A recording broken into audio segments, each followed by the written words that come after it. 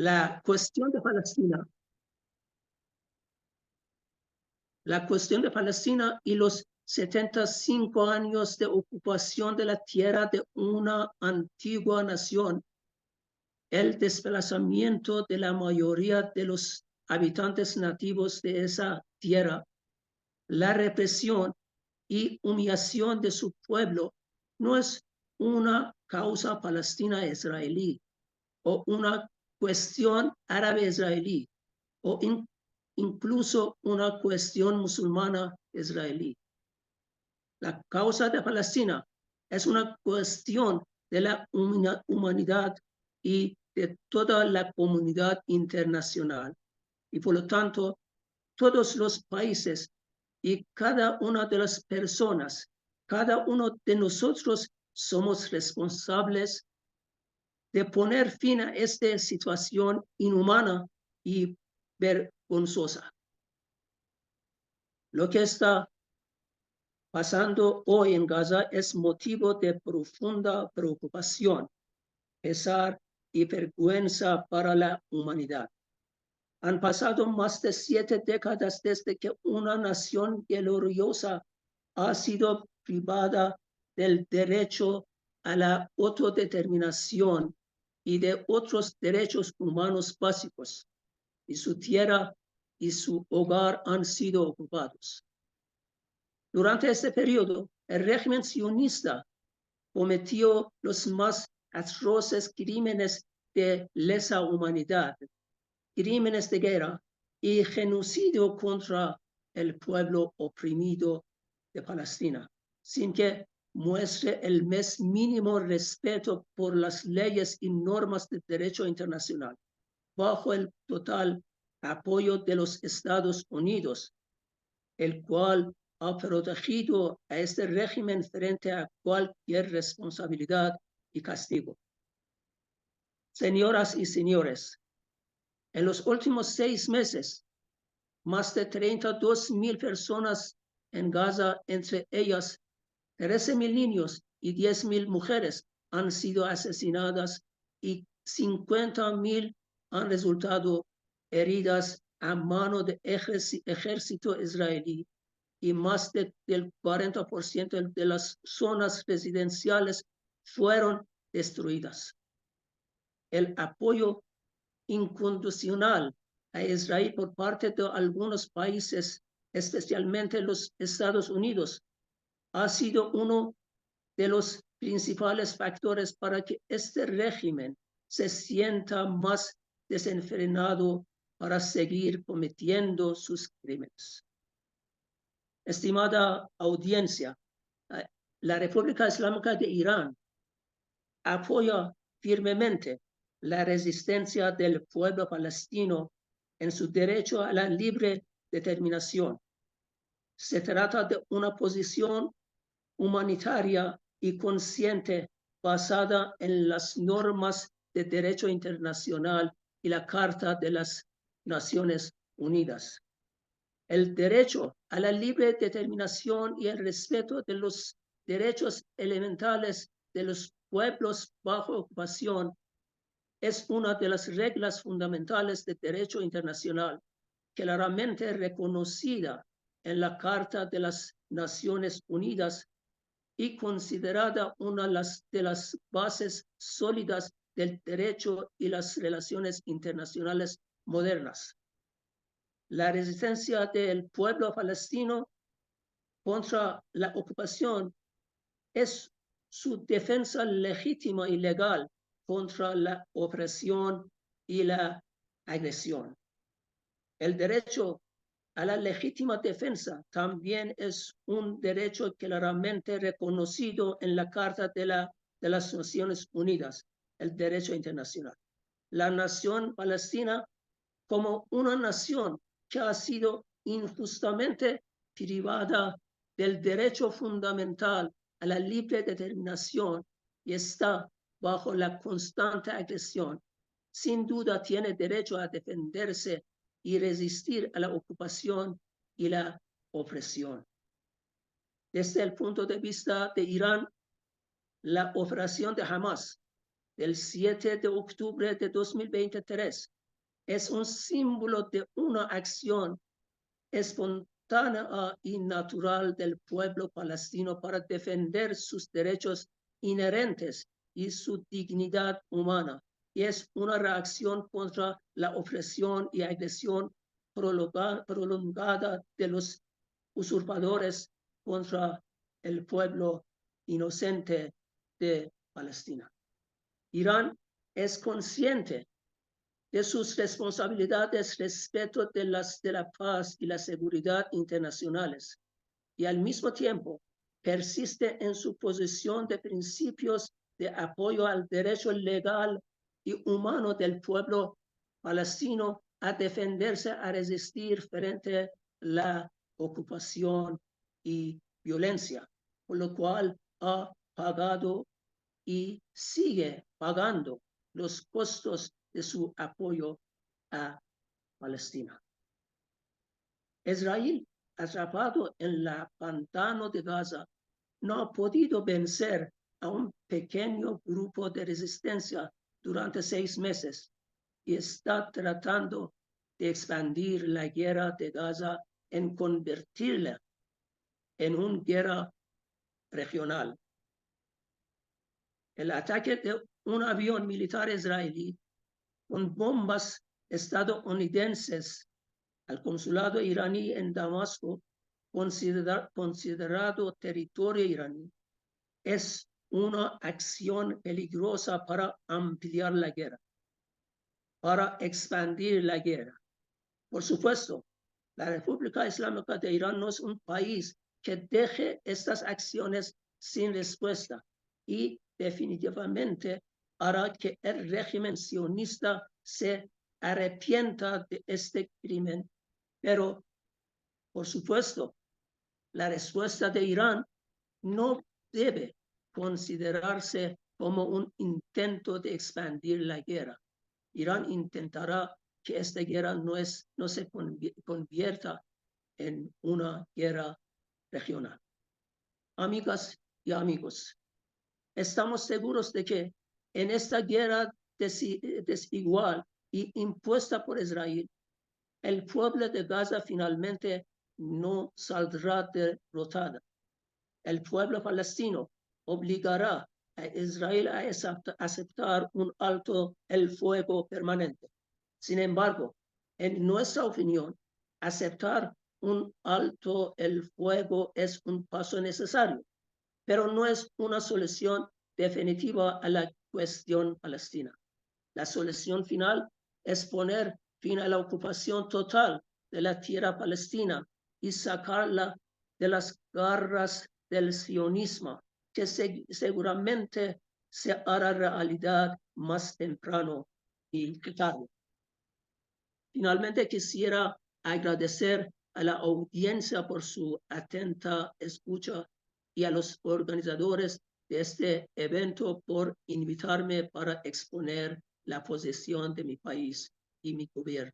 Muchas gracias a todas y todos.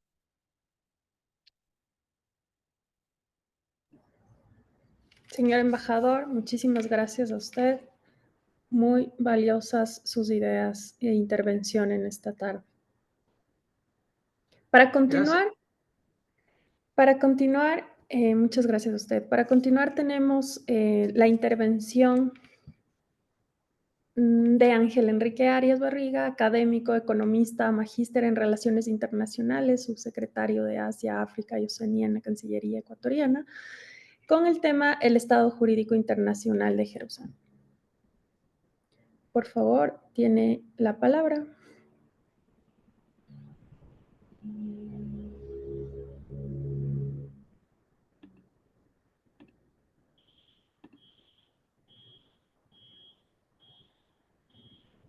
Enrique. Está desconectado el audio.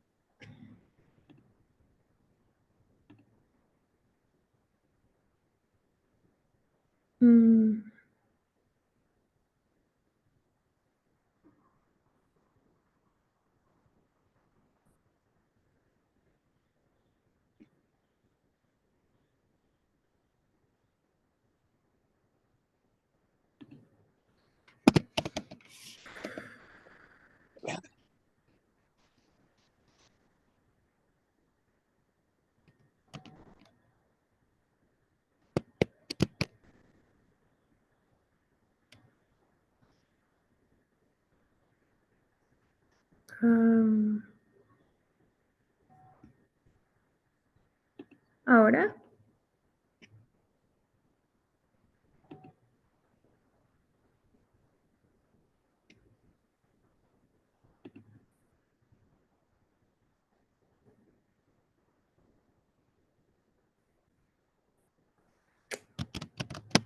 Ahí Enrique. tal vez. Sí, ahí Ahí. escucho. Sí, muchas gracias. Por favor, tiene 12 minutos. Muchas gracias. En primer lugar, y antes que nada, quiero agradecer a la Universidad de la Tierra y a la Cátedra de África y Medio Oriente por haberme invitado a esta reunión que es de suma importancia. Tengo que aclarar que no soy actualmente subsecretario de África y Asia y Oceanía, sino soy ex funcionario de la Cancillería en esta función que la ejercí durante los años 2014 al 2016.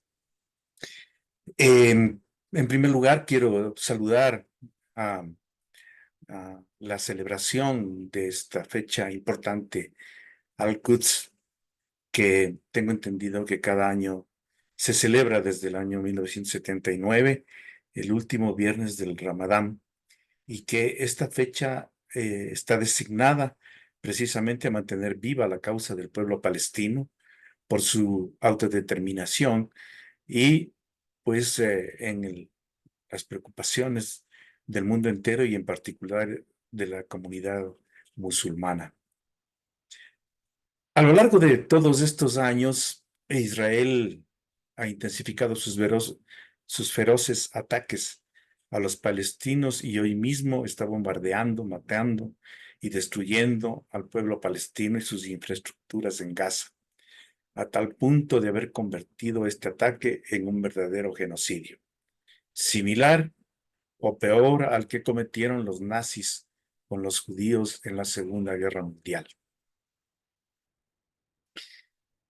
A su vez, continúan los asentamientos ilegales en Cisjordania, amparados por las fuerzas militares israelíes, despojando de sus viviendas a familias palestinas que han vivido allí por muchos años y que son legítimos dueños y herederos de sus ancestros.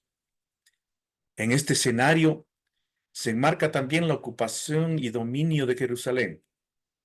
De nada han servido los acuerdos como el de Oslo de 1993, ni las reiteradas resoluciones de Naciones Unidas, muchas veces condenando y otras veces exigiendo el cumplimiento de ellas. Desde 1948, luego en 1967, han continuado los desacatos de Israel a estas resoluciones. Ni siquiera respetaron el mandato de la Sociedad de las Naciones concedido a Gran Bretaña en 1922. Me van a permitir en este punto hacer un poquito de historia basado en el informe preparado por el Comité para el Ejercicio de los Derechos del Pueblo Palestino, que se instauró en Naciones Unidas en el año 1981. Como decía, el mandato de la Sociedad de las Naciones sobre Palestina, concedido a Gran Bretaña, incorporaba la Declaración de Balfour de 1917 y tenía como objeto principal el establecimiento en Palestina de comillas, un hogar nacional para el pueblo judío.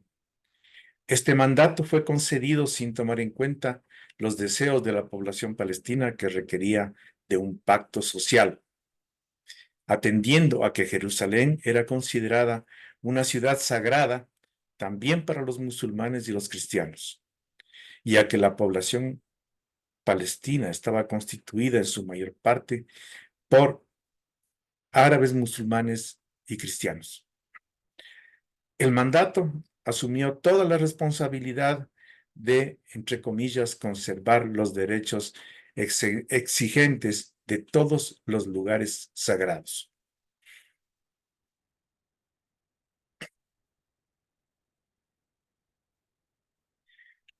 En unos pocos años, La población judía en Palestina aumentó debido a la inmigración a gran escala, lo cual originó tensiones entre los árabes musulmanes y los judíos, parte de los cuales fueron rozamientos que no tardarían en desarrollarse en relación con los lugares sagrados de Jerusalén.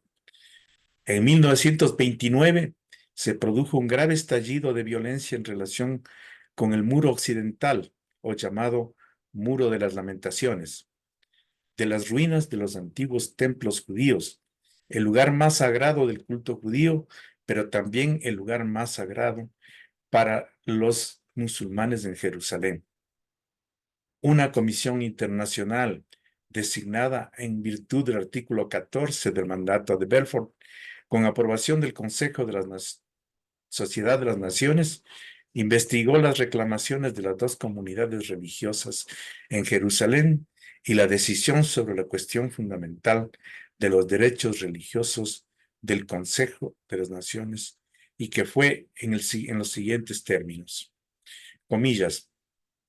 Pertenece a los musulmanes la propiedad exclusiva y el derecho exclusivo de propiedad del Muro Occidental, atendiendo a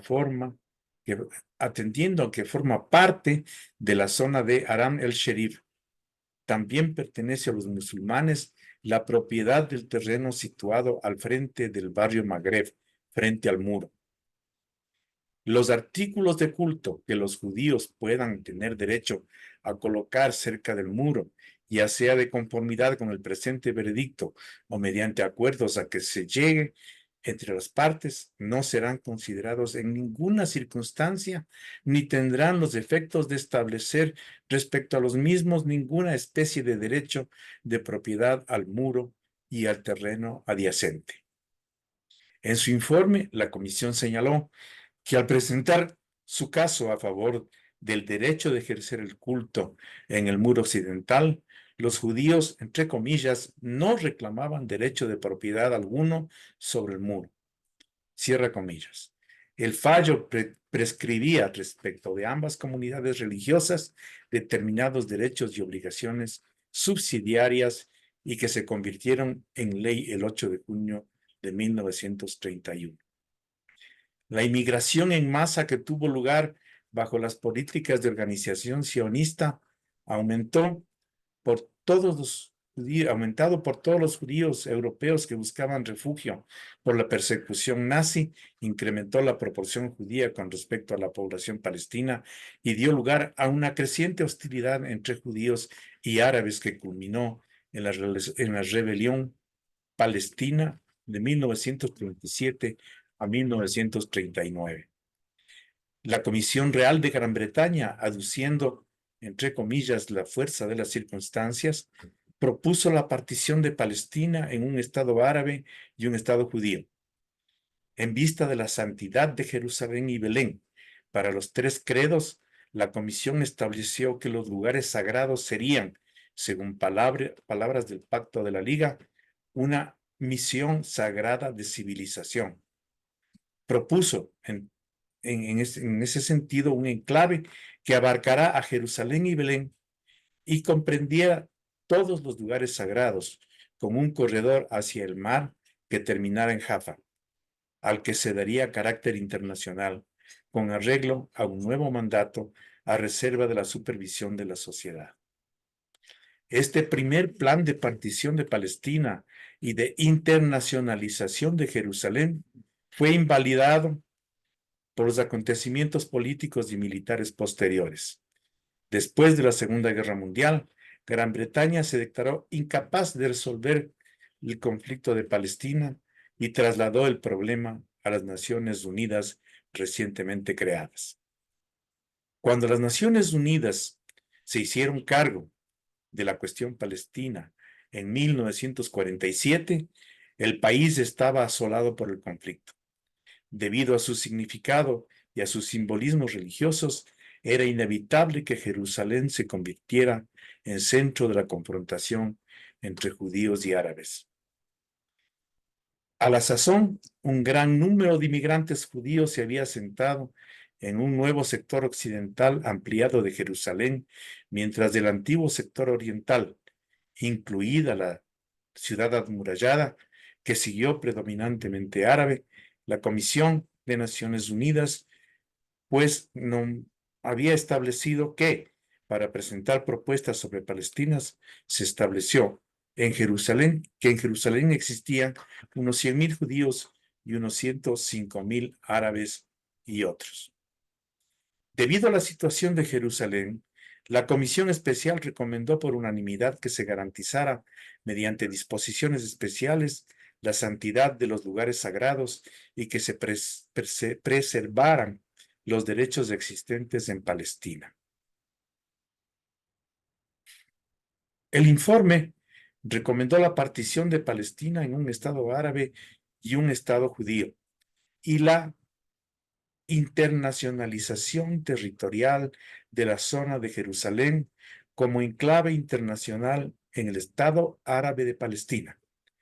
Estas recomendaciones fueron aprobadas por la Asamblea General en su histórica resolución 181, que se identificaba como la resolución sobre la partición, que preveía una Jerusalén desmilitarizada como un corpus separatum, bajo la égida del Consejo de Administración Fiduciaria de las Naciones Unidas, que prepararía un estatuto para Jerusalén y nombraría un gobernador.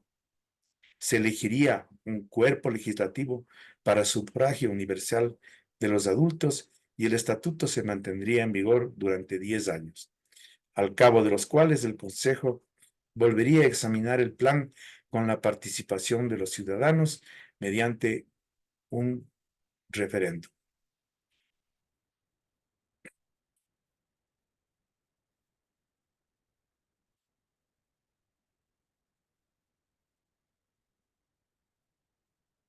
Sin embargo, los estados árabes y la Alta Comisión Árabe para Palestina rechazaron la resolución, declarando que las Naciones Unidas estaban excediendo su competencia al proceder la partición de Palestina. La organización sionista, que había insistido en que se estableciera un Estado judío en Palestina en su totalidad, aceptó la fórmula de partición con renuencia. Sin embargo, el conflicto de Palestina impidió que se cumpliera la resolución. En realidad, lo que se estaba determinando era el destino de Palestina.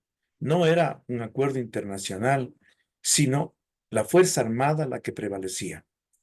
Varios meses antes de que los británicos se retiraran finalmente de Palestina, el 15 de mayo de 1948, existía un estado virtual de guerra entre los árabes palestinos y organizaciones militares sionistas. Con la entrada de las fuerzas de los países árabes vecinos después de la proclamación del Estado de Israel en mayo de 1948, estalló una guerra en gran escala que terminó con una tregua negociada por las Naciones Unidas el 16 de noviembre de 1948 y la derrota decisiva de las tropas árabes a manos de las fuerzas israelíes. El control territorial de Israel se extendió considerablemente en los territorios asignados al Estado árabe y en el sector occidental del enclave de Jerusalén, destinado a la internacionalización de conformidad con la resolución. Jerusalén Oriental, incluidas la zona amurallada y la ribera occidental, quedaron bajo la ocupación de Jordania, que en ese entonces no era miembro de las Naciones Unidas.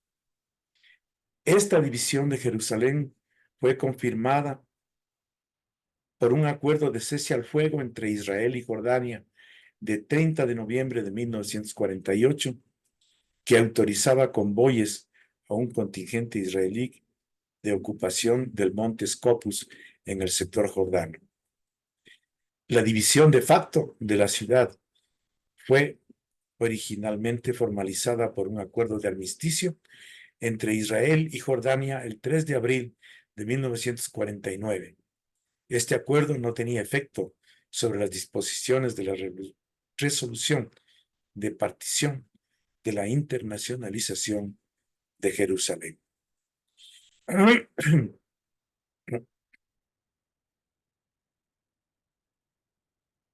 La resolución 194 de la Asamblea General de Naciones Unidas de diciembre de 1948 reafirmaba los principios de internacionalización y los derechos en vigor al decir que los lugares sagrados, especialmente Nazaret, y los lugares y edificios religiosos de Palestina deben ser protegidos y el libre acceso a ellos asegurado conforme a los derechos en vigor y a la práctica histórica. La resolución estableció una comisión de conciliación para Palestina, a la que, entre otras cosas, se encargó que presentara a la Asamblea General en su cuarto periodo ordinario de sesiones propuestas detalladas respecto a un régimen internacional permanente para la región de Jerusalén que asegure a cada uno de los distintos grupos de máxima autonomía local compatible con la especial situación jurídica de Jerusalén. En septiembre de 1948, la Corte Suprema israelí se estableció en Nueva Jerusalén y en febrero de 1949 se reunió la Knesset por Parlamento israelí y el presidente pronunció el juramento de toma a su cargo en esta ciudad.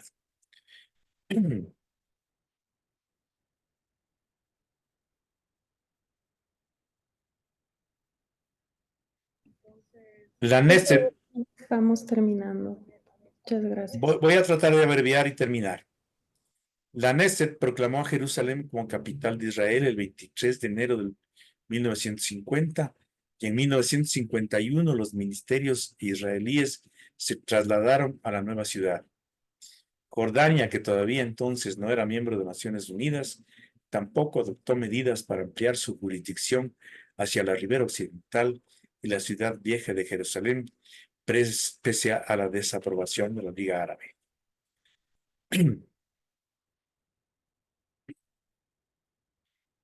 Debo decir que tenemos una cantidad grande de resoluciones de la Asamblea General de Naciones Unidas, fundamentalmente la resolución número 2553 y 2554, condenando los hechos y la ocupación de Israel en Jerusalén. Y luego el Consejo de Seguridad de Naciones Unidas emitió igualmente una serie de resoluciones exigiendo a Israel para que respetara fundamentalmente la condición de corpus separatum bajo la cual se establecía a Israel, a Jerusalén, perdón, bajo un régimen internacional. Esta finalmente vendría a ser, digamos, la situación jurídica en la cual se encuentra Jerusalén.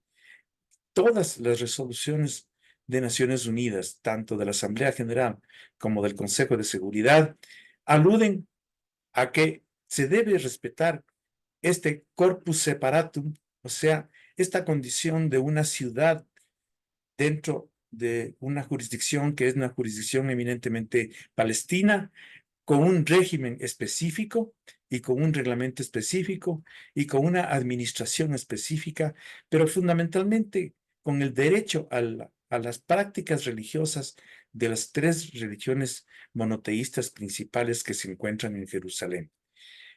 Esto, sin embargo, no ha sido respetado por Israel y Israel tiene ocupado militarmente Jerusalén e inclusive ha establecido condiciones para que los musulmanes puedan hacer sus prácticas religiosas dentro de la mezquita de Al-Aqsa, a quienes permiten ingresar apenas a los ciudadanos que tienen más de 50 años. O sea, a los jóvenes no les permiten ingresar a la mezquita de Al-Aqsa.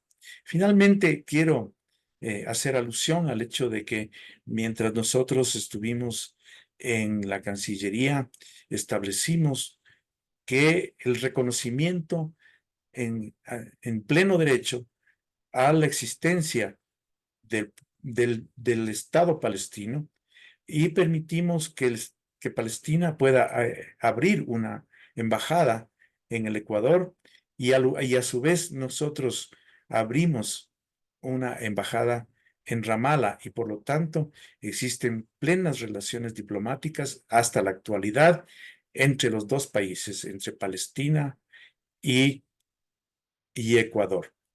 Hasta aquí mi intervención. Muchas gracias. Muchísimas gracias a usted.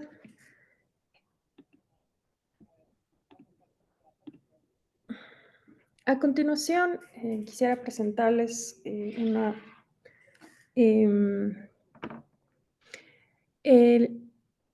la tercera intervención dentro de esta tarde tenemos a cargo de Pablo de la Vega, quien es activista y defensor de los derechos humanos, abogado y periodista, coordinador de la Cátedra de África, Medio Oriente y Asia. Como les había comentado, parte de la coordinación y organización de este evento, a quien también le agradecemos siempre por todo ese trabajo y ese ímpetu y por reunirnos en eventos tan importantes como este, coordinador de la Asociación Ecuatoriana de Amistad con el Pueblo Saharaui, corresponsal del Sahara Press Service en Ecuador, miembro de la Asociación Internacional de Juristas por el Sáhara Occidental. Pablo, bienvenido, te escuchamos. Tienes 12 minutos, por favor.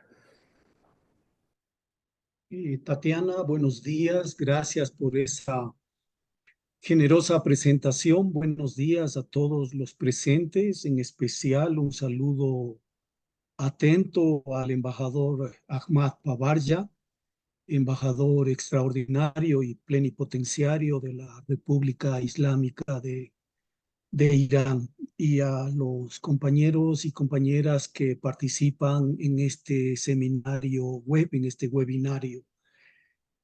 Algunas de las ideas fundamentales que me parece hay que destacarse ya han sido mencionadas, así es que yo haré una presentación más o menos rápida de, espero que la tecnología no me traicione, de mi presentación. Quiero citar a Amnistía Internacional, una de las más destacadas e importantes organizaciones globales de derechos humanos. Hace muy poco, Amnesty International decía, el caso de Israel encierra una triste paradoja.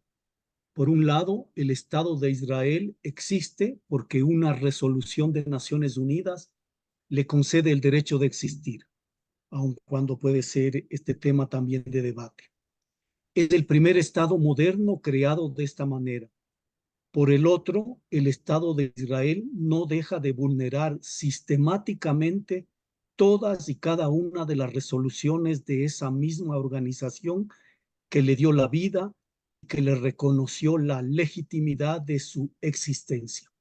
Y este es un aspecto clave cuando vemos cómo el Estado de Israel incumple sistemáticamente todas las resoluciones vinculadas a derechos humanos particularmente. Este es un tema que tiene un vínculo directo con la impunidad, tema sobre el cual haré una breve mención hacia el final. En todo caso, según las organizaciones internacionales de derechos humanos, Israel solo ha cumplido totalmente el 0,5% de las resoluciones en materia de derechos humanos que se le han presentado hasta el momento. Si bien nos toca hacer reflexiones y breves análisis sobre el Estado de Israel, entre comillas, nuestro eje central de reflexión tiene que ser la cuestión de Palestina, como lo denomina las Naciones Unidas. Hay varios temas, algunos ya se han abordado brevemente aquí, pero quizás para entender la complejidad de la cuestión de Palestina es necesario hacer mención a la creación del Estado de Israel y el problema demográfico, no lo voy a repetir, se ha mencionado acá, a las guerras de 1948 y 1967, a la situación específica de Jerusalén Este, que Enrique ya lo ha mencionado, una breve mención a los acuerdos de Oslo y Camp David, a la situación en Gaza, considerada a este momento como la cárcel más grande del mundo, a la política de demoliciones y destrucciones, a la política de asentamientos y a la impunidad. Y me voy a centrar fundamentalmente en estos últimos tres ítems. Como acá se ha mencionado, en efecto, la resolución 180 de Naciones Unidas inicia este proceso de creación de el denominado Estado de Israel. Digo que inicia el proceso de creación de Israel porque específicamente el Estado de Israel declarado no en 1947 desde mi punto de vista a través de esta resolución que inicia un proceso y encarga la tarea de la creación del Estado árabe y el Estado judío a una comisión internacional. Fue el 14 de mayo de 1948 que David Ben-Gurión proclama la existencia del Estado de Israel. Y esa misma proclama ya se convierte en un abierto desacato al espíritu de la resolución 180 que Enrique Arias ya ha descrito aquí de manera adecuada y óptimamente. Quizás incluso señalar la categoría especialísima de Jerusalén, ¿no? Es un corpus separatum bajo un régimen internacional. Bueno, esto desata una guerra, la de 1948, y al finalizar esta guerra ya Israel se apropia del 77% del territorio palestino, incluido el oeste de Jerusalén. La Franja de Gaza queda bajo dominio egipcio y Cisjordania queda bajo control, bajo dominio del Reino de Jordania.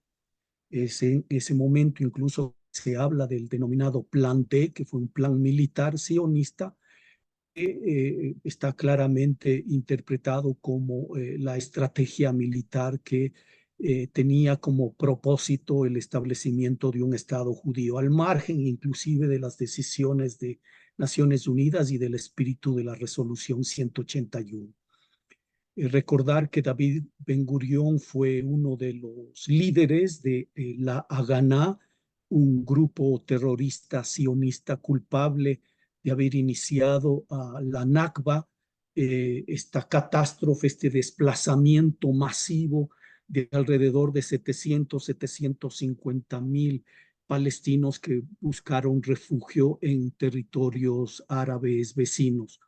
Hoy mismo Naciones Unidas establece al menos 5 millones y quizá las cifras son muchísimas más altas de refugiados palestinos que salieron en el 48 en la Nakba, pero que después, debido a la serie de enfrentamientos de carácter militar y de las agresiones y ofensivas militares permanentes de Israel al territorio palestino, ha sido un número que ha ido creciendo progresivamente.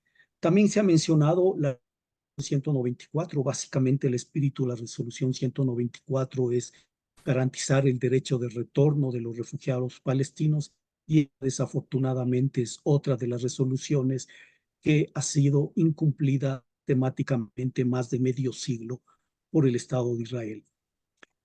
La guerra de 1967 permite al Estado de Israel ocupar la totalidad de Gaza y Cisjordania, creando un nuevo éxodo masivo de palestinos hacia países vecinos.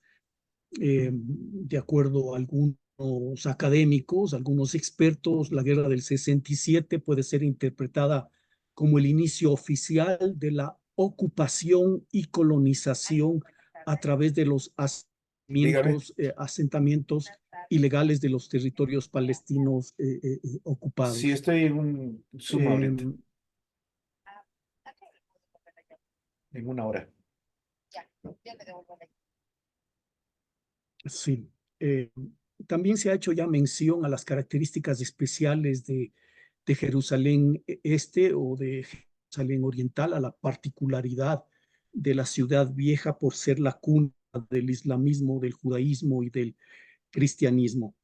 Desafortunadamente, el Estado de Israel, a través de su normativa, que es totalmente contraria a las normas y los estándares nacionales de derechos humanos, a través de la denominada Ley de Jerusalén de 1980, ha establecido que Jerusalén es la capital de este estado y lo ha denominado así, Jerusalén entera y unificada. Obviamente, esta ley de Jerusalén contradice abiertamente, viola abiertamente el espíritu de la resolución 181. Este proceso que ha generado múltiples desplazamientos y enfrentamientos militares asimétricos entre la resistencia del pueblo palestino y las ofensivas reiteradas de las fuerzas de defensa de Israel, abrieron en algún momento procesos de negociación camino a un entendimiento. La comunidad palestina, la academia, expertos han sido muy críticos respecto a los denominados acuerdos de Oslo y a los acuerdos de Camp David, que finalmente han consagrado la impunidad y han abierto las puertas a la violación permanente y sistemática de los derechos humanos del pueblo palestino. Los acuerdos de Oslo inclusive crearon zonas de control, 3 zonas de control. Dicho sea de paso, la zona A era la menor. En ella, al igual que en la zona B, se encuentran las principales ciudades, campos de refugiados y pueblos palestinos que suponen alrededor del 95% de la población. Sin embargo, con acceso al 40% de las tierras.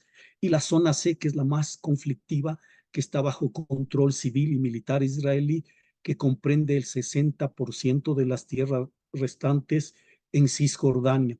Y es aquí, en estas zonas, que son claves para la vida, porque en estas zonas se encuentran las fuentes de agua, están los centros de saneamiento, y están quizás las zonas estratégicas más importantes que Israel ha estado preservando y desarrollando en beneficio, sobre todo, las colonias creadas por el Estado de Israel. Respecto a Gaza, yo creo que los medios de comunicación paradójicamente nos han transmitido casi en vivo y en directo esta masacre que ha sido ya calificada por algunas organizaciones internacionales como un verdadero genocidio. Ya la misma Corte Internacional de Justicia de La Haya ha iniciado todo un proceso sobre este tema a pedido de la República de Sudáfrica y con la adhesión de otros estados de la región, incluido, por ejemplo, la República de Colombia. Gaza, según Antonio Gutiérrez, es el infierno en la tierra, es la prisión más grande de la tierra. Desafortunadamente no vamos a citar números porque los números, si bien pueden cuantificar el drama, a veces también ocultan la verdadera realidad de una región o de una situación. Sin embargo, las cifras que nos daban ahora la Media Luna Roja Palestina y el Ministerio de Salud en Gaza nos decía que a la fecha se estiman 33.037 muertos, de los cuales 13.000 son niños y 8.000 desaparecidos. Hay más de 75.000 heridos en esta ofensiva asimétrica de las fuerzas de defensa de Israel contra el territorio palestino en Gaza y enfrentándose a las resistencias palestinas en este territorio bajo un distorsionado argumento de derecho a la defensa. Aquí estamos hablando básicamente de una ocupación, de una potencia ocupante y de un territorio ocupado. Así es que el argumento del derecho a la defensa no cabe desde el punto de vista del derecho internacional. Este es un lugar donde la situación humanitaria es extremadamente compleja, uno de los lugares más densamente poblados y bloqueado totalmente por la potencia ocupante. Voy a tratar de avanzar rápidamente. Me quiero centrar en la política de demoliciones y destrucciones. Esta política de demoliciones y destrucciones también se basa en normas específicas de israelíes, tan solo citar la Ley de Bienes Ausentes de 1950 y la Ley de Asuntos Legales y Administrativos de 1970, que son normas aprobadas por el legislativo israelí, que son instrumentos jurídicos perfectos que garantizan la ocupación y el desplazamiento de la población palestina y perpetúan el estado de cosas, su status quo como potencia ocupante. La segunda ley permite, por ejemplo, exclusivamente a los judíos reivindicar tierras y propiedades supuestamente propiedad de judíos en Jerusalén Este antes del establecimiento del Estado de Israel en 1948. Pero es una trampa jurídica perfecta, como señalan organizaciones internacionales de derechos humanos, porque niegan toda posibilidad para que los palestinos retornen o argumenten o litiguen ante tribunales israelíes sobre la propiedad legítima de esos territorios. Esta política de demoliciones y de destrucciones finalmente consagra también la política de la ocupación y de la creación de las colonias. En este caso, las colonias se implementan a través de ordenanzas militares, y tan solo cito dos de ellas, la de 1700, la ordenanza número 1797 y la ordenanza 1252, que la primera sirve para demoler estructuras palestinas con un aviso previo de 96 horas. La segunda se utiliza para confiscar sin previo aviso estructuras móviles dentro de los 90 días siguientes a su construcción. ¿Qué es esto de estructuras móviles? Puede ser una estación de la Media Luna Roja, puede ser una estación que provee servicios sanitarios, servicios médicos. Sin embargo, este tipo de estructuras son demolidas inmediatamente. La política de asentamientos entonces lleva extendiéndose en el territorio palestino desde la Guerra de los 6 Días en 1967. Hay dos tipos de asentamientos: los oficiales, que cuentan con autorización oficial, y los denominados puestos de avanzada. Los asentamientos oficiales, que pueden ser incluso ilegales, pero que gozan con la quiesencia de las autoridades israelíes, garantizan la estabilidad, la residencia de aquellas personas que quieren gozar incluso de un nivel de vida, de un estatus de vida elevado, que en sus países de origen, cito tan solo dos, que podrían ser Polonia, que podrían ser Argentina, que podrían ser Italia, pero como son judíos, pueden asentarse en estas colonias. No tienen en esos lugares de origen, entonces les interesa simplemente tener un elevado estatus de vida en relación a la situación deprimente que viven los palestinos. Ese es un tipo de asentamiento. Están los puestos de avanzada, que se mueven ahí sí por motivos ideológicos. Quienes se asientan en los puestos de avanzada, que son el resultado de la ocupación de 1967, consideran que esos territorios les pertenece por derecho, por mandato divino, por mandato histórico.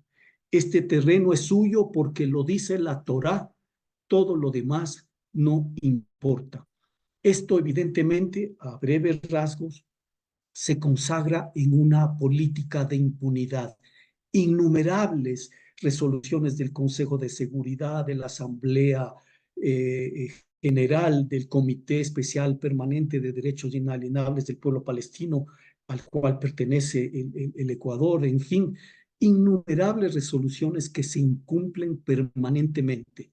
El fin de la impunidad, de acuerdo a las organizaciones internacionales de derechos humanos y de expertos de Israel, solo pasa por una clara voluntad política de la comunidad internacional que implica la rendición de cuentas y el fin de la cultura de la excepcionalidad, la impunidad. Israel debe finalmente poner fin a la brutal ocupación de Gaza y Cisjordania. Así lo ha manifestado Amnistía Internacional, con ocasión del comienzo de las audiencias que pasaron hace muy poco en la Corte Internacional de Justicia de La Haya para estudiar las consecuencias jurídicas de la ocupación prolongada israelí. Y con esto voy terminando. Según el derecho internacional, la ocupación de un territorio durante un conflicto tiene carácter temporal. El mismo derecho internacional permite, digamos, ocupación temporal. Pero la potencia ocupante está obligada a administrar el territorio en beneficio de la población, objeto de la ocupación, y mantener en lo posible la situación que existía al inicio de esta. Esto lo dice la teoría, lo dice el dogma, lo dicen los principios del derecho internacional, pero evidentemente no se cumple en este y en otros tantos casos. La ocupación del Sáhara Occidental por Marruecos es un caso similar. Es una ocupación que proviene de la década del 70 y las potencias ocupantes tienen como meta la ocupación perpetua. En este caso del que estamos hablando, la ocupación israelí no se ha ajustado a estos principios fundamentales del derecho internacional humanitario. Según las organizaciones internacionales de derechos humanos, esta ocupación perpetua es prueba inequívoca de que Israel pretende que la ocupación sea permanente, indefinida y beneficie a la potencia ocupante y a su propia ciudadanía. Entonces, concluyo aquí y sin duda quizás luego podríamos responder algunas inquietudes. Muchas gracias, Tatiana. Voy a tratar de salirme. Pablo, muchísimas gracias. Qué valiosas las intervenciones de todos y cada uno en este evento. Les queremos agradecer por compartir cada una de la información que nos han traído esta tarde. Cada uno de estos espacios son importantes con el fin de que no solo desde la ciudadanía, sino también las asociaciones que, que persigan una finalidad de paz y de justicia. Tenemos aquí un claro ejemplo de, como robo estas palabras de Pablo, como el infierno sobre la tierra estamos viviendo aquí.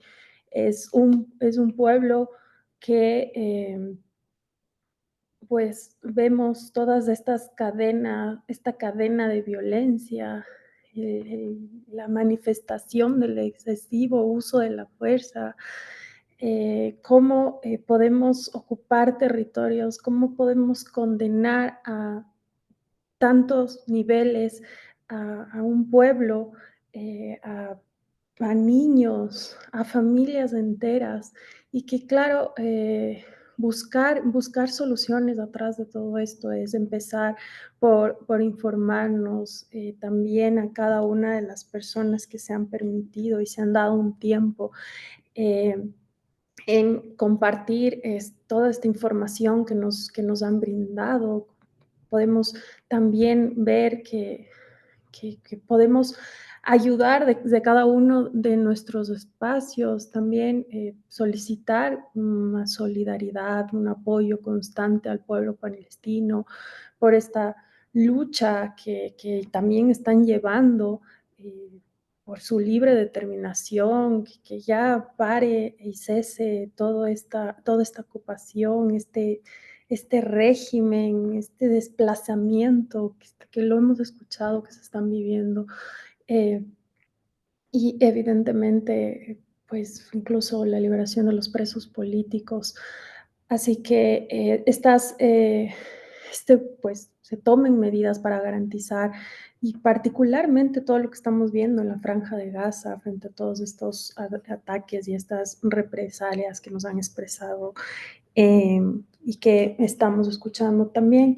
Quiero particularmente agradecer la presencia dentro de este evento a Elvis Urbina, quien es un representante legal de UNASUR. También tenemos la presencia de asambleístas, a quienes les agradecemos por su tiempo y que están acá. José Aualzaca y también a Margarita Arotingo. Muchísimas gracias por estar presentes y acompañarnos y sin menos despreciar a todas y todos los participantes dentro de esta tarde. Pues si tienen alguna pregunta, quisieran tomar la palabra.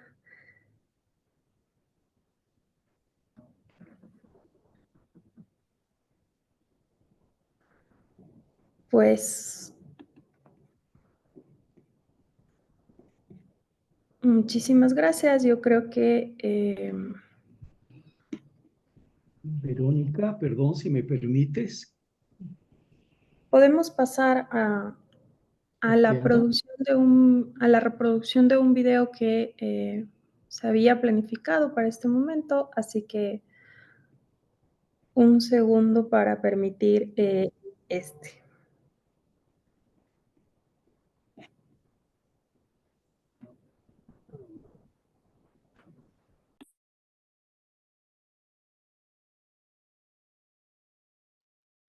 Hola, soy María Fernanda. Hay una pregunta en el chat que es dos, me parece, que es de importancia para todos. Si pudieran responderla. Gracias. Tal vez,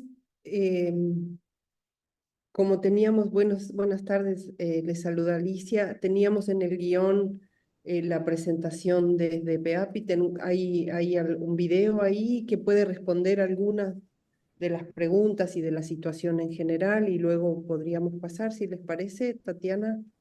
Sí, Alicia, me permito, pensé que primero iba a ir el video. Alicia Moreno es coordinadora del programa ecuménico de acompañamiento en Palestina e Israel, así que en Ecuador, así que Alicia, bienvenida, te escuchamos.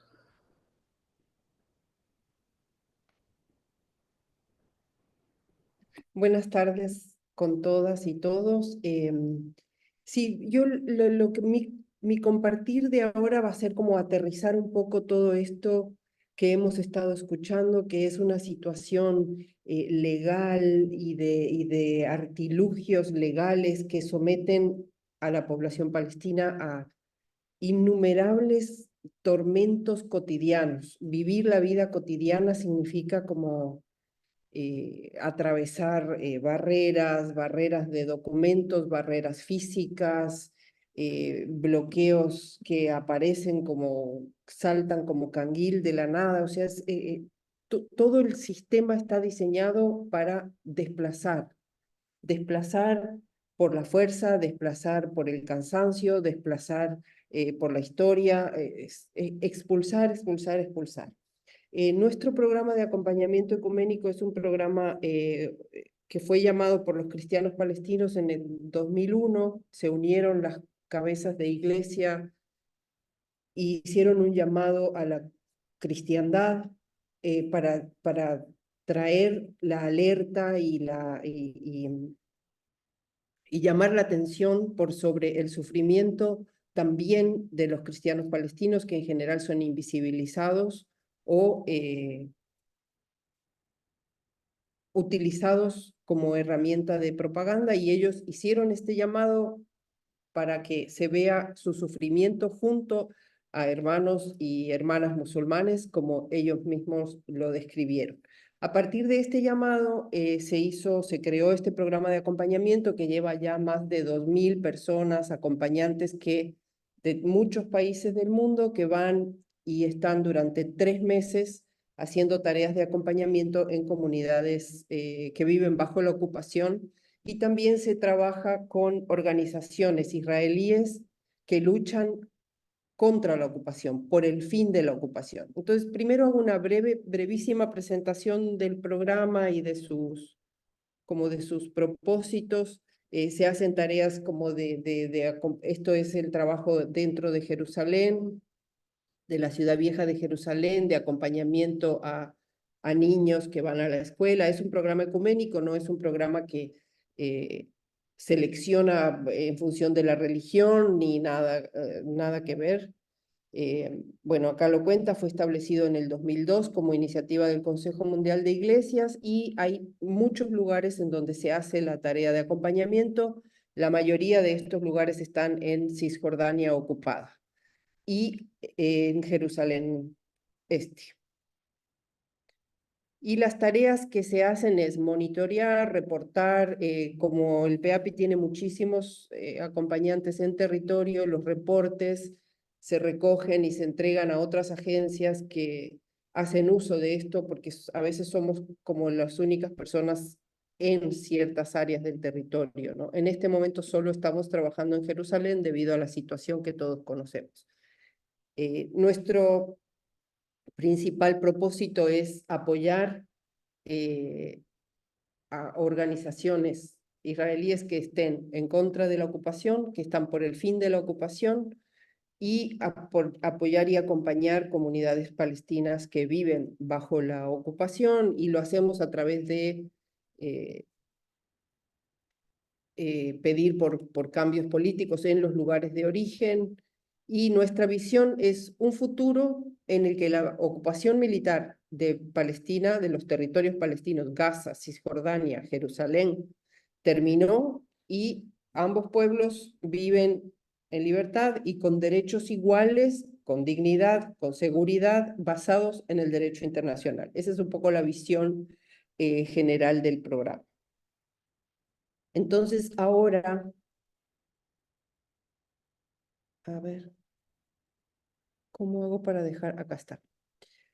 Lo que voy a compartir ahora es un video que hicimos en Jerusalén, en un barrio de Jerusalén que está a la salida de la Ciudad Vieja. Es un barrio que tiene especial amenaza de demolición masiva. Este video fue hecho en el 2019. Muchas de las casas que en ese momento tenían orden de demolición, en este momento ya han sido demolidas, porque el avance y la estrategia política de judaizar y cambiar la demografía de Jerusalén es algo que avanza a pasos agigantados y avanza más hoy con la cobertura de la guerra en Gaza. O sea, la ingeniería social de revertir las mayorías y cambiar las mayorías de Jerusalén Oriental hacia mayorías judías recurre a la fuerza, recurre a las leyes, como Pablo mencionaba, las leyes que se aplican diferentes según el grupo étnico al que pertenezca y todo el cuerpo legal especial en Jerusalén.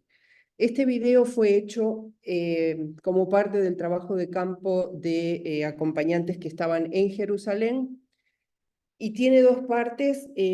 Una de estas partes es con una organización de arquitectos que son judíos israelíes, que ellos están trabajando mano a mano, codo a codo con comunidades palestinas que luchan con toda esta barbarie burocrática y ofrecen asesoría y asesoría legal dentro del planeamiento urbano y del trabajo con planeamiento urbano y mapas.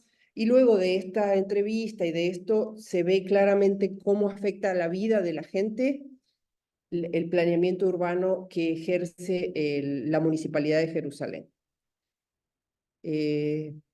Está entretenido el video.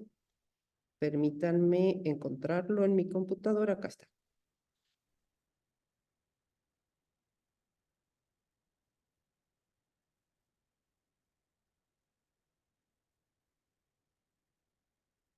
¿Me avisan si se escucha todo clarito? Todavía no hay voz.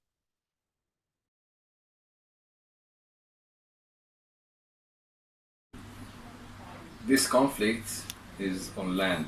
When you're looking at planning, so planning is a very powerful tool that Israel is using to create the control on land. And of course, it's happening everywhere, not just in East Jerusalem, everywhere. The municipality is a very weak municipality. It takes all of its orders from national level. All important planning decisions are subjugated to national decisions in Jerusalem. There are some principles, some ideas, what is the right way to do things. how to control the land, how to prevent development of Palestinians wherever they are. It doesn't matter if they are in the Negev, if they are in Ramle, if they are in the West Bank or in East Jerusalem.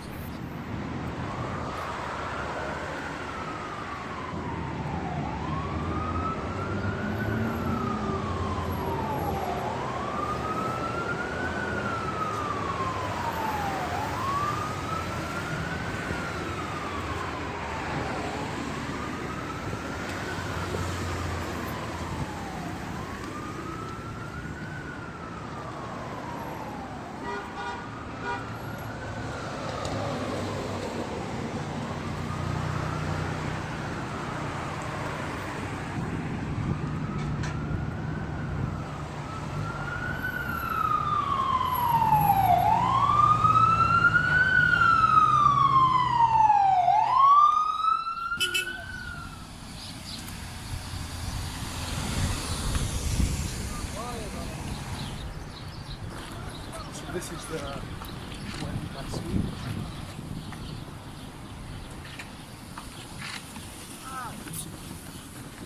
One of the things that we've been working on a lot is the fact that national parks are used in Jerusalem at a very large scale within a municipality to prevent development and not to really maintain anything very special or valuable. Entering the bottom of what is the proposed area for the Peace Forest. And the Peace Forest, they don't even try. I mean, the Peace Forest is very it's very political. You have Elad going to the highest ranks of national government to try to get things approved here. Mm-hmm. Jerusalem has both. Also, from a political point of view, they're completely dependent, and Jerusalem is also a poor city. So they're also dependent on national government for money, and also it's the center of the conflict.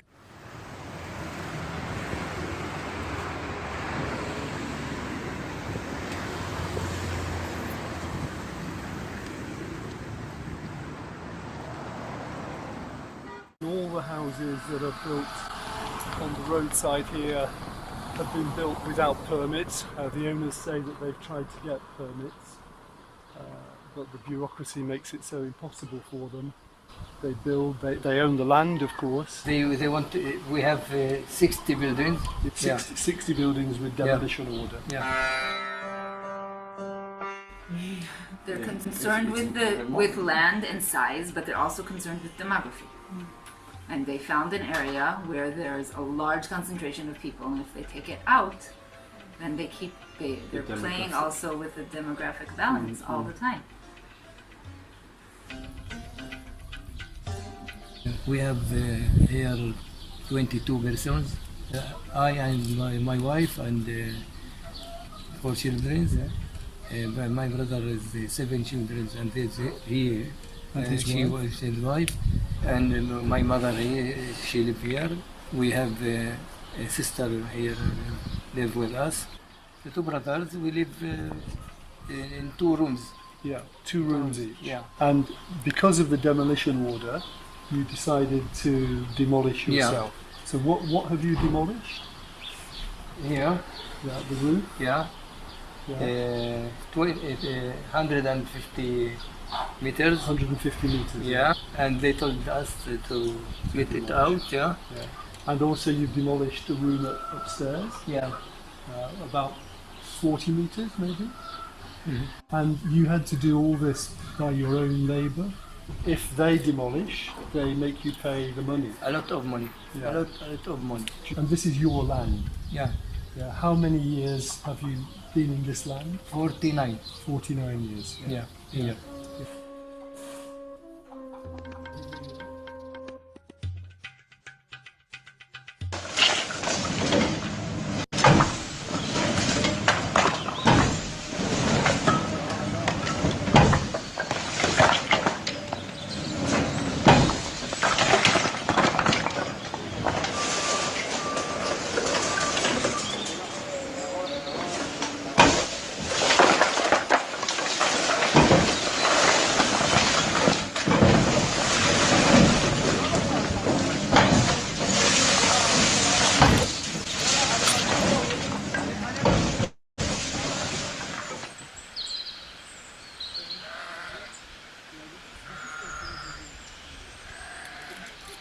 هذا المخزن لما اجوا هدوه، هذا المخزن ما بأثرش لا على البلدية ولا على الاحتلال ولا أحد. اجى بقول له هدوا، كسروا ونزلوا، وفيه اغراض والعاب واواعي، كل اشياء مستعمله محطوطه جواته، راحوا هدوه. The book for the children we went to take, no, nothing, everyone go out.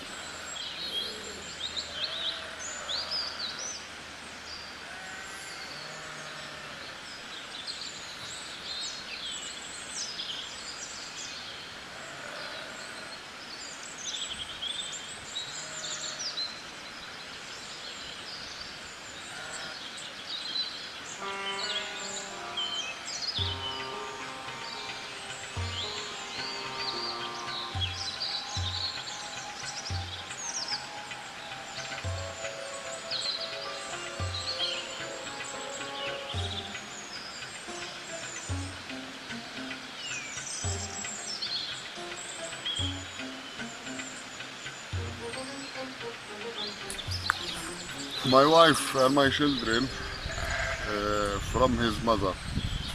Me, I sit here in the car, in the chair. I didn't go anywhere. I have sheep, I have a lot of my things is here. Somewhere. Stuff. I can't leave. They destroyed the door. If the door was good, I can go out. So it's not possible to make the property secure because they destroyed the big steel gate, as well as the wall and some trees, and so he has to stay here. It's his home. He has some things, the washing machine, the fridge was okay. Every day I see something, I take. I look, if that's good, I put in save.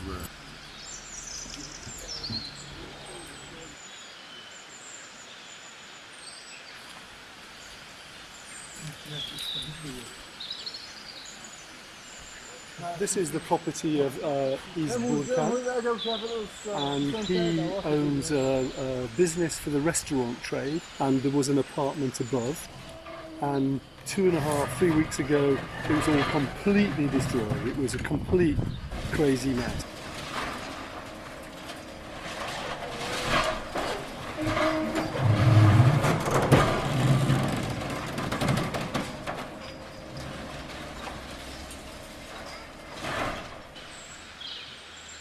So all this wall at the front is completely new, but all this has been built with the help of the Wadi Yassoul Community Association.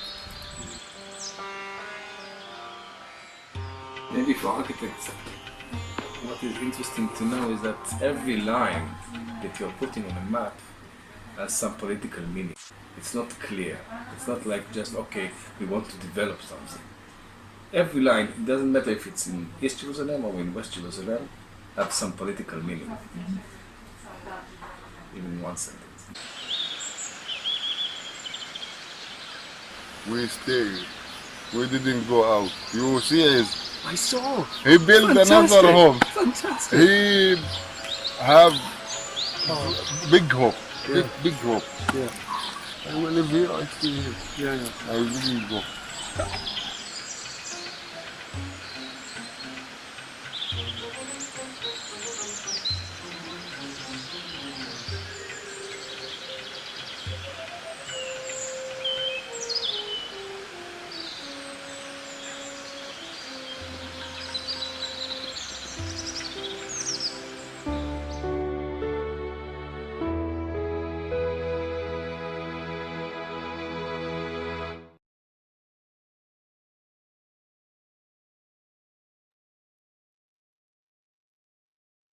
Bueno, el video es también una forma en la que quisiera enfatizar en algo que palestinas y palestinos dicen desde el 7 de octubre. Esto no empezó el 7 de octubre.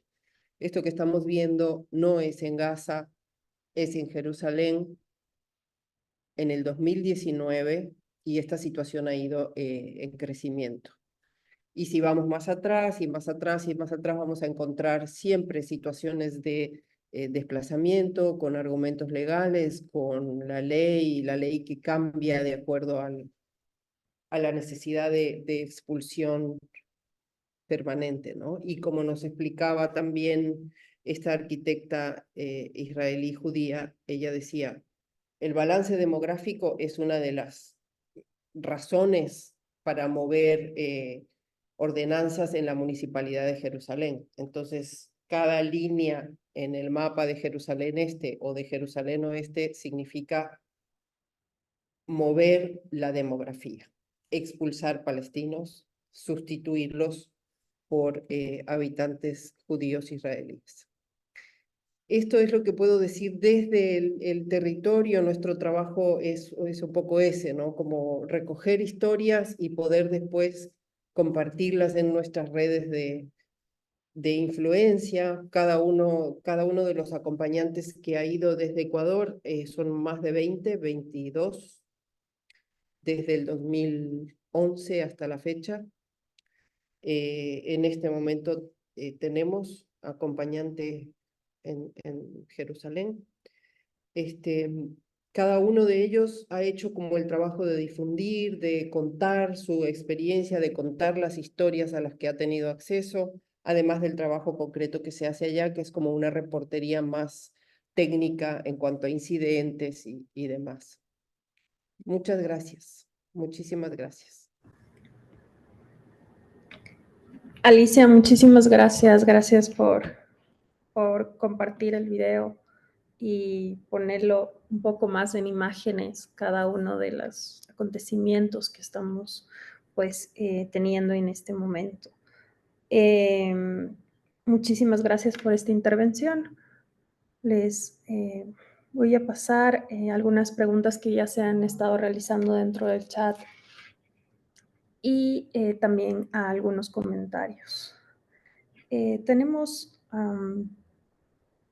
un comentario que nos han también realizado dentro del chat, en el que nos indican que Israel es una entidad colonial, un engendro creado por Occidente, no hay legitimidad para su existencia, su desaparición es un hecho que debe darse, no hay pueblo judío, hay religión, pues esto nos ha manifestado un historiador. También tenemos otro comentario que nos indica que en México el poder sionista está utilizando a los grupos cristianos en las manifestaciones que se están haciendo pro-Palestina, amedrentándolos a los participantes. Y así pues amedrentando a los participantes. También tenemos las preguntas que les habíamos solicitado y que pueden pues realizarlas dentro para cada uno de los expositores. Las hemos organizado así. Por favor, esta pregunta para Enrique: ¿qué posibilidades hay de que Palestina recupere su territorio invadido por Israel?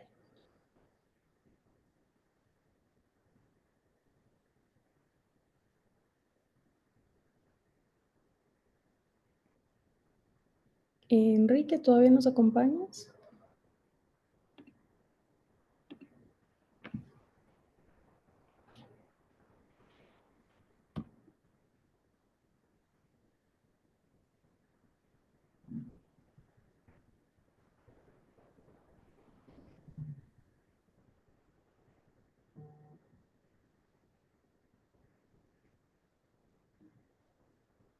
María Fernanda. Muchas gracias. Quisiera saber si esa pregunta la puede contestar el embajador Babarjá. Quisiéramos conocer su percepción. Gracias. Claro que sí, embajador, por favor.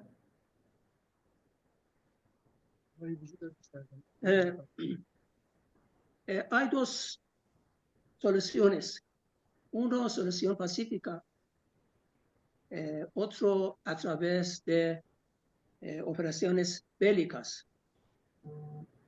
Irán no está de acuerdo. Irán cree que esta solución no tiene solución bélica muy rápida. Irán cree que esta situación puede tener una solución pacífica. Hay muchas resoluciones emitidas por el Consejo de Seguridad de la ONU para resolver esta crisis. Una resolución es establecer 2 estados, que es una solución mínima para resolver este problema. Pero Irán hace algunos años presentó un plan a la ONU para celebrar un referéndum que todas personas que vivían en este territorio, incluidos judíos, cristianos y musulmanes, para participar en este referéndum, para decidir sobre el sistema política de este territorio. Irán piensa que esta solución, este plan, puede realizarse. Si Israel no esté de acuerdo con estas planes pacíficos, para los palestinos no tiene otra solución menos continuar la resistencia. Y la resistencia está con operaciones militares. Como dije en mi discurso, este territorio será libre por la resistencia del pueblo palestino. Israel no puede continuar su presencia aquí en este territorio con operaciones militares bélicas por bombardear la Franja de Gaza y Cisjordania. Entonces no tiene otra solución menos que acepta estas soluciones pacíficas.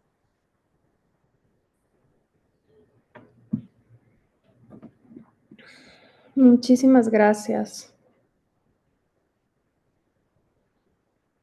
Paso a la siguiente pregunta.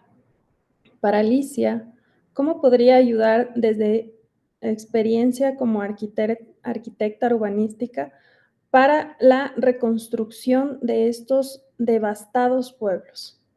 Además, como activista por los derechos de los niños, niñas y adolescentes, ¿en qué puedo aportar? Esta persona está haciendo esta pregunta. Alicia, por favor.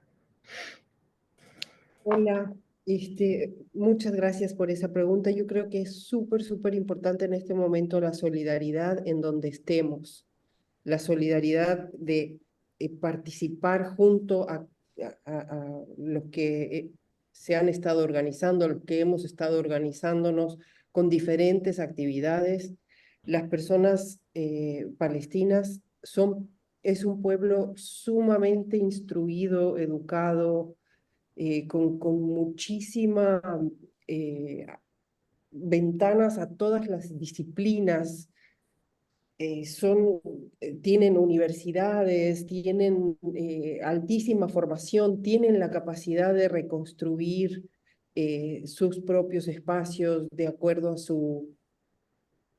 a lo que consideren que deban hacer, y para mí es súper importante sostenernos en nuestro rol de solidaridad para hacer presión sobre los dirigentes políticos que tenemos a nuestro alcance. Es como sumar y sumar y sumar granito a granito para posibilitar que las palestinas y los palestinos se reconstruyan a sí mismos. Obviamente hay tareas de solidaridad en territorio, creo que sí hay, por ejemplo, acercarse a esta organización de arquitectos es una posibilidad. Ellos tienen como página web en general también. No conozco en este momento organizaciones que trabajen con planeamiento urbano de origen palestino, pero sin duda debe haber.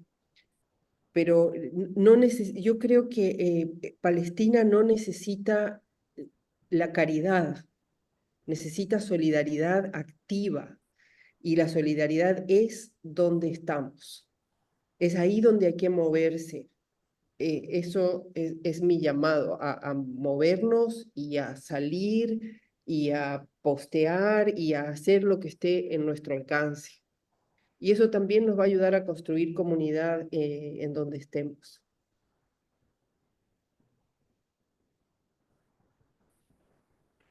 Alicia, muchísimas gracias.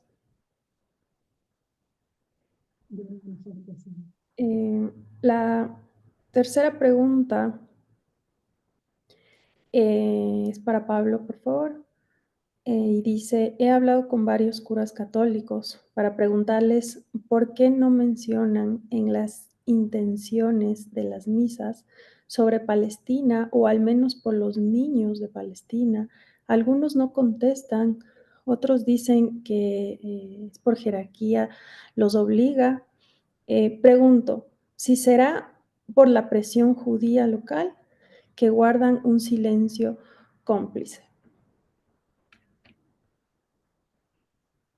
En realidad es una pregunta, a mi juicio, bastante sensible. Me voy a permitir comentar una anécdota personal.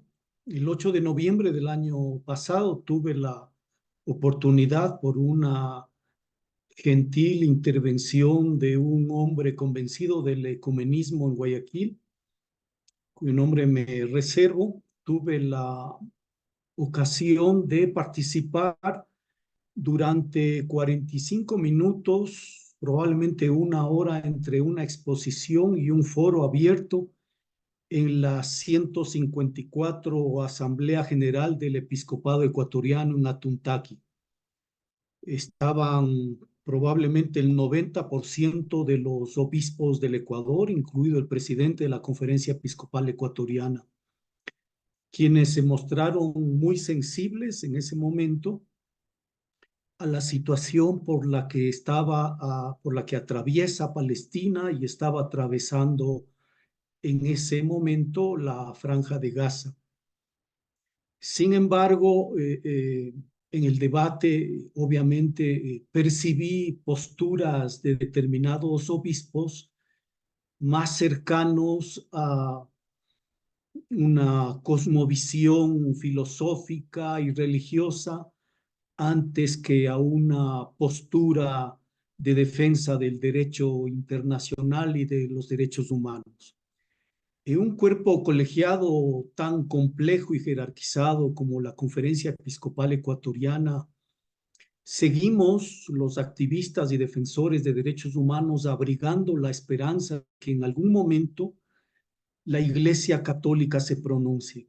Varios miembros, sacerdotes, hermanas religiosas, exobispos, al margen de esa estructura jerárquica, ya se han pronunciado.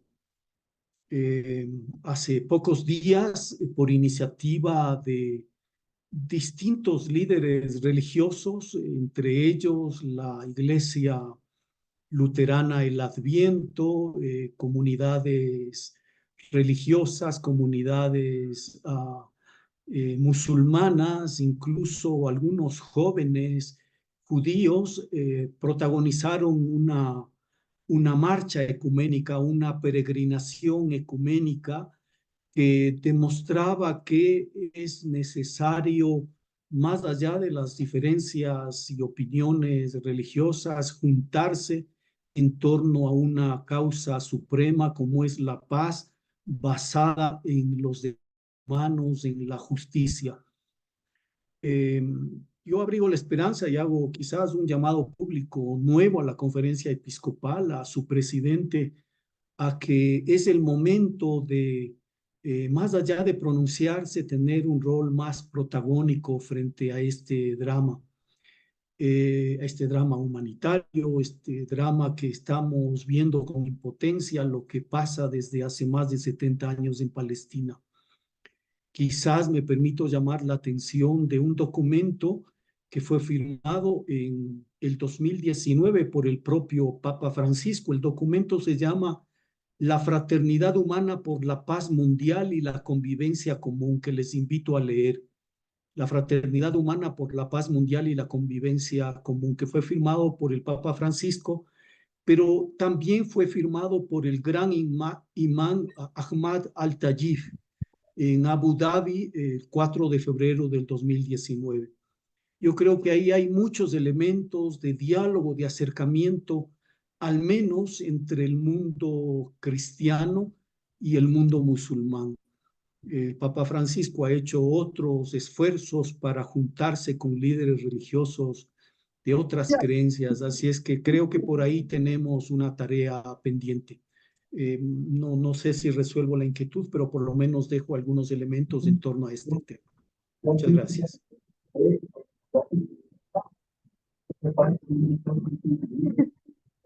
Tatiana, si me perdonan,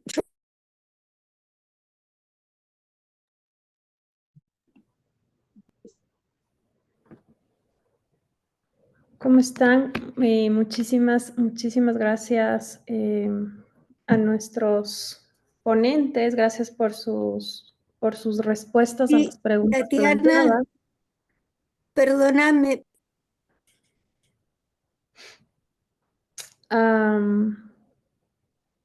Sí, alguien creo que está.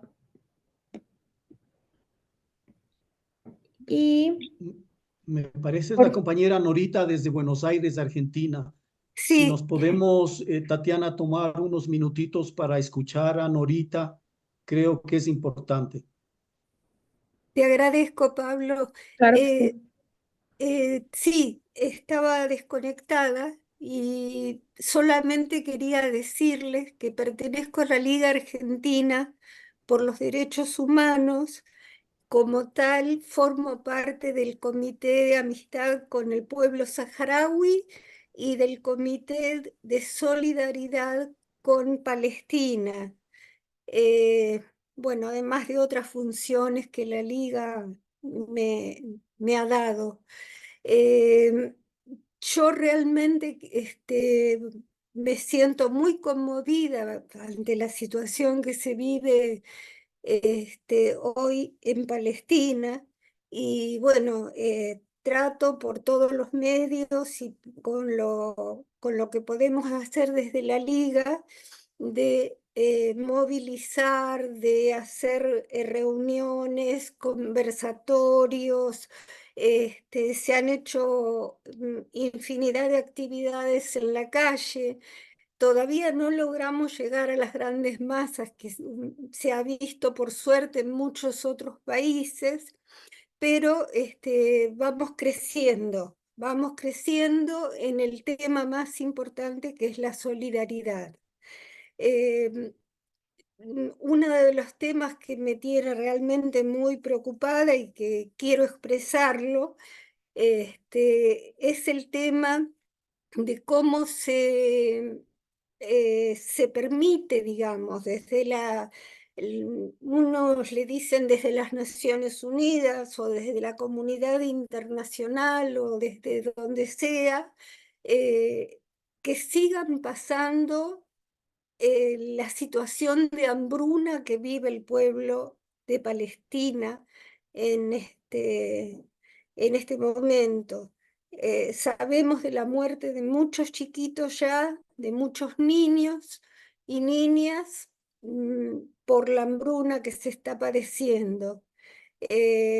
Realmente creo que es algo que la comunidad internacional debiera tratar con la misma fuerza con que se pide el cese del fuego, con el que se pide que termine el genocidio. Fundamentalmente eso. Tengo que retirarme, pero les agradezco infinitamente que me hayan permitido estar junto a ustedes. Y bueno, desde ya que desde Argentina haremos todo lo posible por ir creciendo en la solidaridad con el pueblo palestino. Gracias a todos. Norita, muchísimas gracias. Y con estas palabras nos despedimos. Les agradecemos a cada una de las personas que se han permitido esta tarde participar dentro de este evento. Gracias a la presencia de los ponentes que nos han dado una maravillosa información. También invitar a que sigan en las redes sociales para próximos eventos, a las instituciones que organizan este evento. Recuerden también que estará este webinario dentro de la página de YouTube de la cátedra. Y con esto, pues, agradecerles, invitarles a que estén atentos y también que estén participando dentro de las actividades de solidaridad con Palestina. Muchísimas gracias y muy buenas tardes con todas y todos. Gracias.